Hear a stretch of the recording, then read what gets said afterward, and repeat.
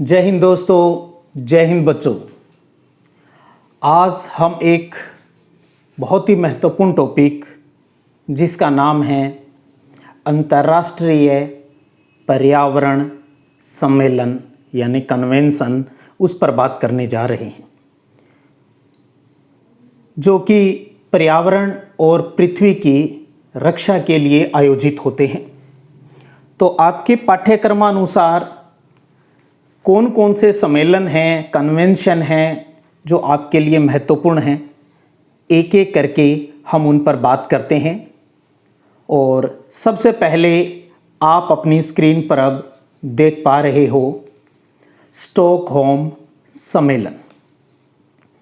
Stockholm सम्मेलन 5 जून 1972 को हुआ। स्टॉकहोम में हुआ। स्टॉकहोम स्वीडन में है और पर्यावरण सुरक्षा हेतु ये प्रथम विश्व स्तरीय प्रयास था। और इसी सम्मेलन से UNEP United Nation Environment Programme की है वो शुरुआत होती है। और पर्यावरण संकट को दूर करने के लिए 25 सूत्रीय घोषणा पत्र भी इसी सम्मेलन में तैयार हुआ था। और इस 5 जून को सार्थक करने के लिए 5 जून को ही विश्व पर्यावरण दिवस है वो अब मनाया जाता है। अब बात करते हैं दूसरा सम्मेलन, वो है कोकोयाग सम्मेलन, जो कि 1974 में हुआ। कोकोयाग जो कि मेक्सिको में है, वहां पर हुआ। इस सम्मेलन में क्या हुआ, विकास के उद्देश्यों को पुनः परिभाषित करने पर जोर दिया गया। तो कोकोयाग सम्मेलन में जो डेवलपमेंट है उनके उद्देश्यों को पुनः परिभाषित करने पर जोर दिया गया। अगला सम्मेलन है जिसे प्रथम विश्व जलवायु सम्मेलन भी कहा जाता है, जो 1979 में हुआ। और कहां हुआ, जेनेवा में। जेनेवा कहां है, स्विट्जरलैंड में। तो बहुत अच्छा प्रश्न भी बन जाता है, प्रथम विश्व जलवायु सम्मेलन कहां हुआ और कब हुआ। 1979 जेनेवा स्विट्जरलैंड में हुआ। अगला कन्वेंशन है वियना सम्मेलन, जो कि 1985 में हुआ, वियना ऑस्ट्रिया के अंदर। और इस सम्मेलन का जो प्रमुख विषय रहा वो था ओजोन परत के संरक्षण से संबंधित। तो ओजोन परत के संरक्षण से संबंधित एक प्रथम प्रयास था वियना सम्मेलन के अंतर्गत।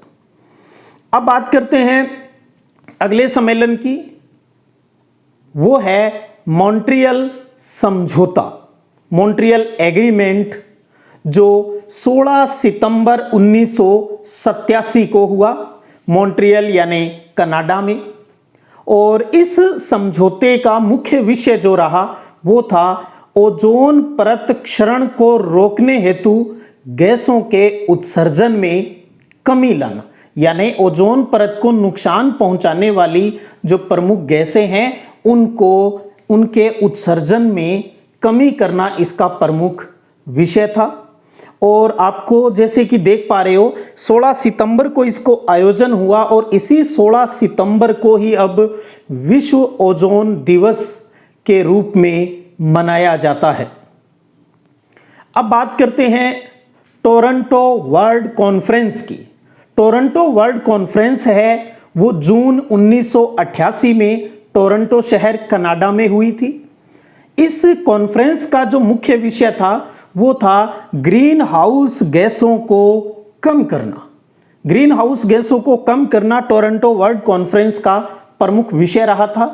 और इसमें टारगेट भी रखा था भी 2005 तक कार्बन डाइऑक्साइड के उत्सर्जन में स्वेच्छा से 20% है वो कटौती करना। यानी जो इसके सदस्य देश हैं वो 20% है वो इसमें कटौती कर दे कार्बन डाइऑक्साइड के उत्सर्जन में। उसके बाद अगला सम्मेलन है अपना हेलसिंकी सम्मेलन, जो कि 2 मई 1989 को हुआ, हेलसिंकी फिनलैंड में हुआ। और इस सम्मेलन में जो प्रमुख मुद्दा था वो था CFC यानी क्लोरोफ्लोरोकार्बन के उत्सर्जन में कमी करना, ताकि ओजोन परत क्षरण को बचाने का प्रयास है वो तेज किया जा सके। तो आप देख पा रहे हो वियना सम्मेलन है उसका संबंध भी ओजोन परत से, मॉन्ट्रियल जो समझौता है जो सम्मेलन है उसका संबंध भी ओजोन परत से रहा है, और हेलसिंकी सम्मेलन का संबंध भी ओजोन परत क्षरण से रहा है। अब बात करते हैं अगला सम्मेलन है वो है नागोया प्रोटोकॉल। नागोया प्रोटोकॉल जो कब हुआ? अक्टूबर 2010 में। अक्टूबर 2010 में नागोया जापान में हुआ।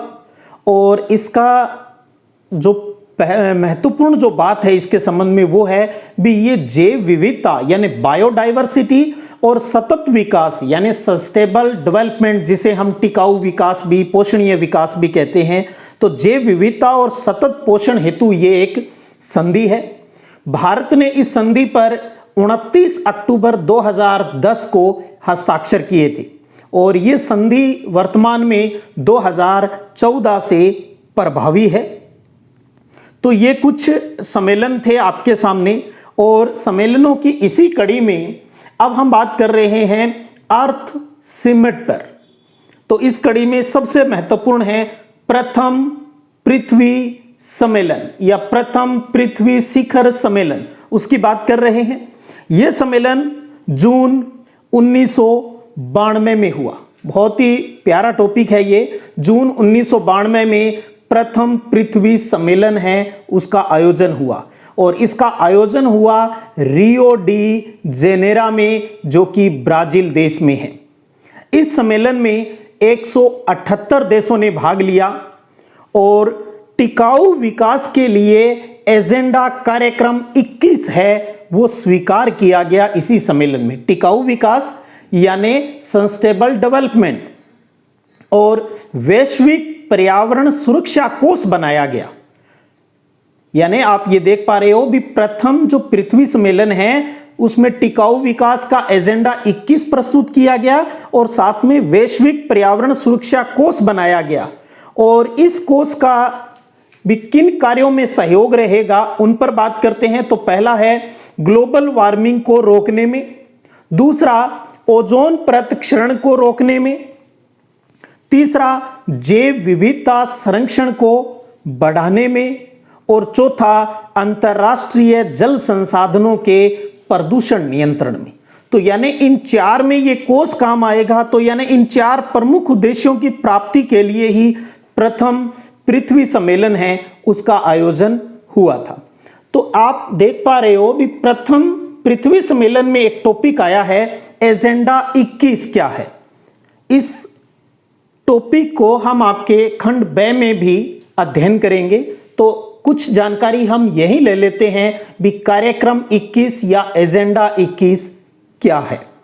यह एक विस्तृत दस्तावेज है, डॉक्यूमेंट्स है, जिसके अंतर्गत 21वीं सदी और उसके पश्चात पर्यावरण से संबंधित विभिन्न पर्यावरणीय समस्याओं के साथ ही टिकाऊ विकास संबंधी समस्याओं के निदान पर भी प्रकाश डाला गया है।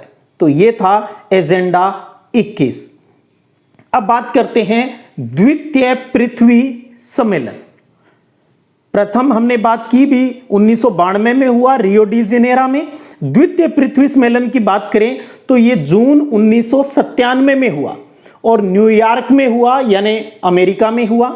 लेकिन यह सम्मेलन असफल रहा, कामयाब नहीं हो पाया, क्योंकि किसी निश्चित प्रस्ताव पर कोई ठोस समझौता है वो इस सम्मेलन में हो ही नहीं पाया। तो इसलिए आप कई बार ये पढ़ोगे भी इस सम्मेलन का कहीं जिक्र भी नहीं आएगा, जबकि सम्मेलन तो हुआ है। तो इसलिए हमने इसको कहा है द्वितीय पृथ्वी सम्मेलन जून 1997 यूएसए में हुआ, जो कि असफल रहा। अब बात करते हैं तृतीय थर्ड पृथ्वी सम्मेलन यानी थर्ड अर्थ समिट पर बात कर रहे हैं, जो कि अगस्त 2002 में हुआ और दक्षिणी अफ्रीका के जोहान्सबर्ग शहर में। तो जोहान्सबर्ग सम्मेलन भी इसे कहा जाता है। इस सम्मेलन का जो मुख्य विषय था वो रहा सतत पोषणीय विकास यानी सस्टेनेबल डेवलपमेंट, और ग्लोबल वार्मिंग है वो इस सम्मेलन का प्रमुख विषय रहा, प्रमुख एजेंडा रहा। इसे +10 सम्मेलन भी कहा जाता है, यानी 10 वर्षीय प्लान किया गया इसमें। और इसमें तत्कालीन प्रधानमंत्री श्री अटल बिहारी वाजपेयी जी ने भाग लिया था।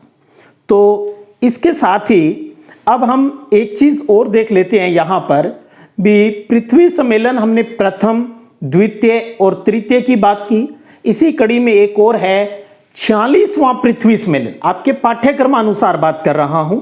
46वां पृथ्वी सम्मेलन जो 22 अप्रैल 2016 को हुआ। 22 अप्रैल 2016 को हुआ, न्यूयॉर्क अमेरिका में हुआ।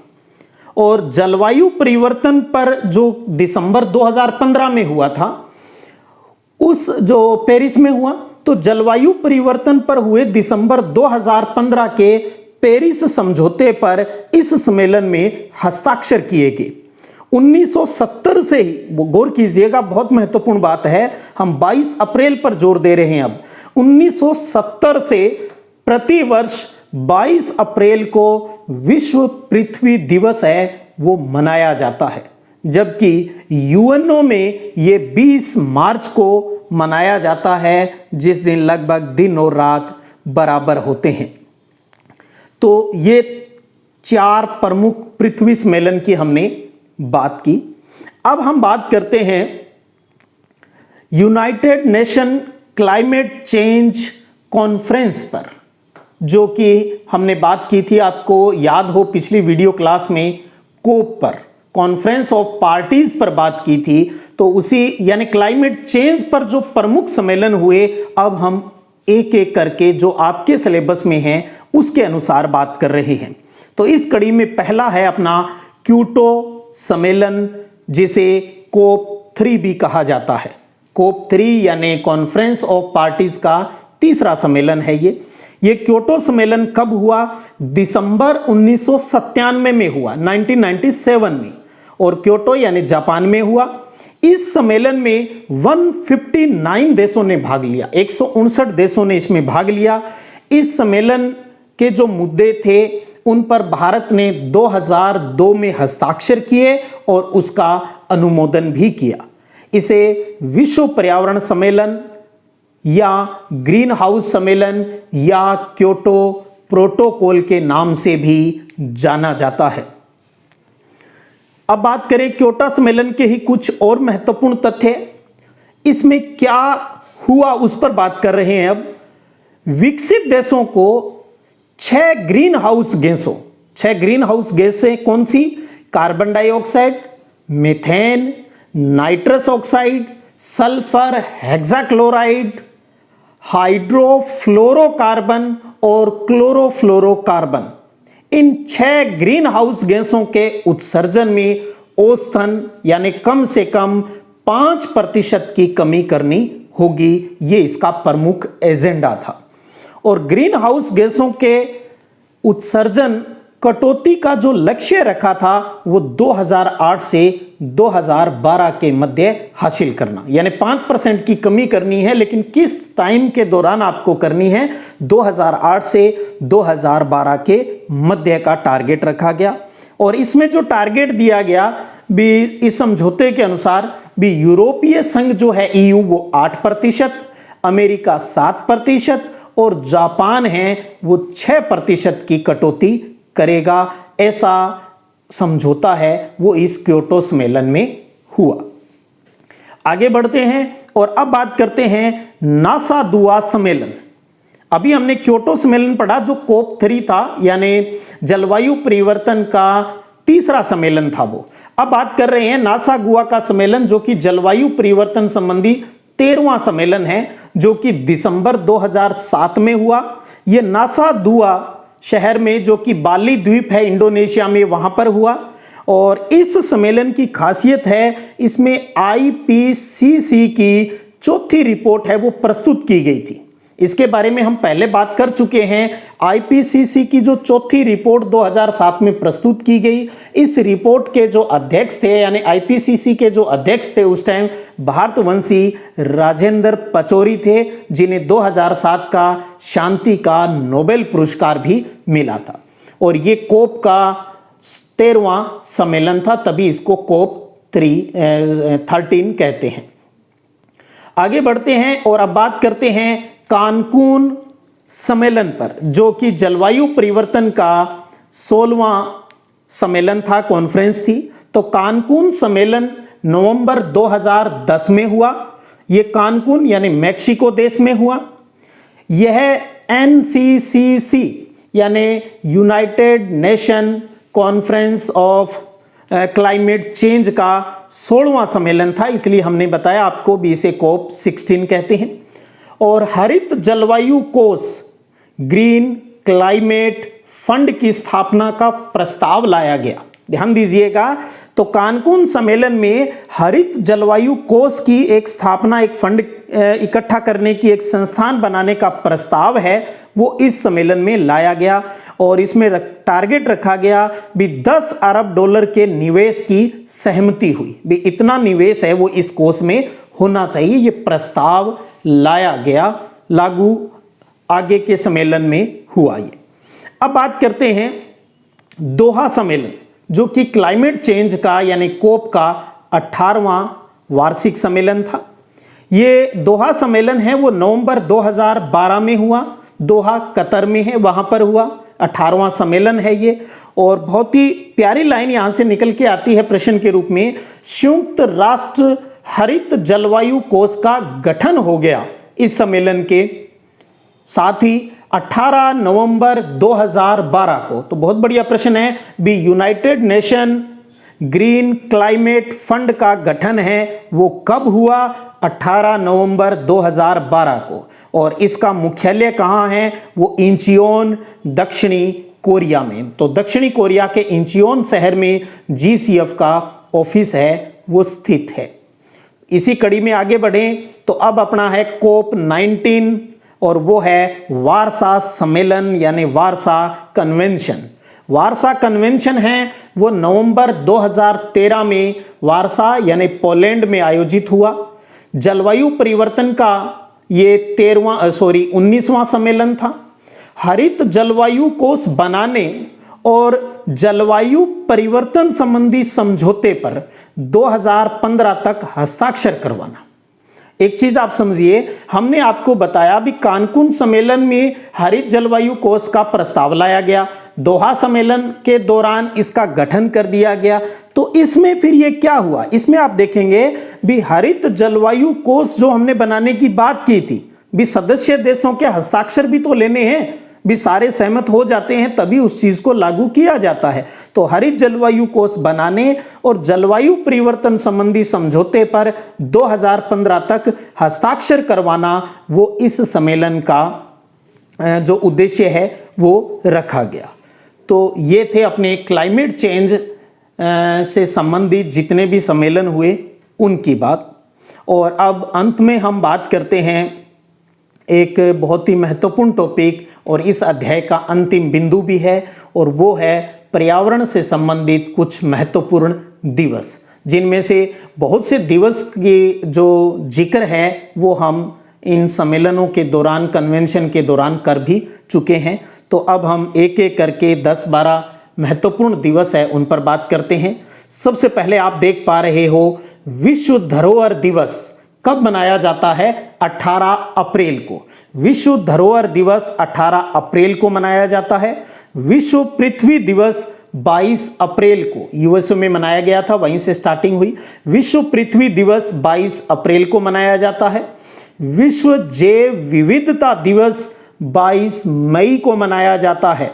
विश्व पर्यावरण दिवस 5 जून को मनाया जाता है। विश्व जनसंख्या दिवस 11 जुलाई को मनाया जाता है।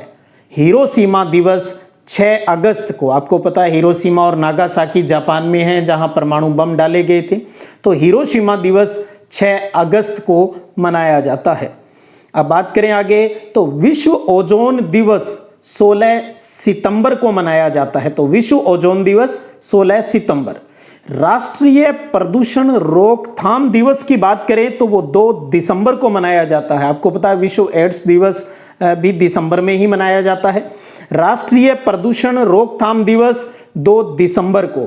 भोपाल गैस त्रासदी दिवस 2 दिसंबर को ही मनाया जाता है। आपको याद हो MIC gas methyl isocyanate gas का रिसाव हो गया था, 1984 की बात है। तो भोपाल गैस त्रासदी दिवस 2 दिसंबर को और राष्ट्रीय प्रदूषण रोकथाम दिवस भी 2 दिसंबर को मनाया जाता है। विश्व मृदा दिवस की बात करें तो 5 दिसंबर को विश्व मृदा दिवस मनाया जाता है। और अंत में बात करते हैं हरित उपभोक्ता दिवस। हरित उपभोक्ता दिवस 28 दिसंबर को मनाया जाता है। तो ये कुछ प्रमुख दिवस थे, आप इनको थोड़ा सा बार बार पढ़ेंगे, अच्छे से दिमाग में आ जाएंगे। तो ये था अपना बहुत ही एक प्यारा टॉपिक, क्योंकि आज के इस दौर में चाहे प्रतियोगी परीक्षाओं की बात करें, चाहे स्कूल या कॉलेज एजुकेशन की बात करें, इन्वायरमेंट एक बहुत ही महत्वपूर्ण विषय रहता है।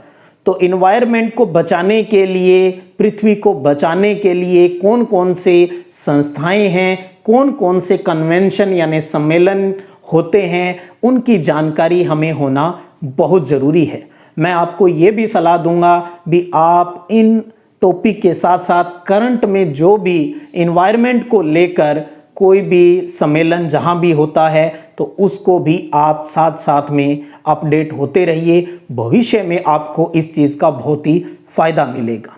तो आप अच्छे से इनको अपनी नोट्स की कॉपी में उतार भी लीजिएगा, क्योंकि बोर्ड परीक्षा में भी ये अध्याय इस वर्ष बहुत महत्वपूर्ण होने वाला है। तो उम्मीद करता हूं आपको ये सारी बातें क्लियर हुई होगी। फिर भी कोई समस्या है तो आप कमेंट बॉक्स में अवश्य लिखिए। और इसी के साथ अपने भूगोल विषय के जो 2 खंड हैं उसमें से अपना एक खंड यानी 1 से लेकर 12 अध्याय है वो पूरे हो चुके हैं। अगली वीडियो क्लास में हम खंड ब से शुरुआत करते हैं, यानी भारत और राजस्थान के संदर्भ में और साथ में इकोनॉमिक ज्योग्राफी के बारे में हम आगे की वीडियो क्लास में पढ़ेंगे। और इसी प्रकार पढ़ते रहिएगा, बढ़ते रहिएगा। फिर मिलते हैं, तब तक जय हिंद, जय भारत।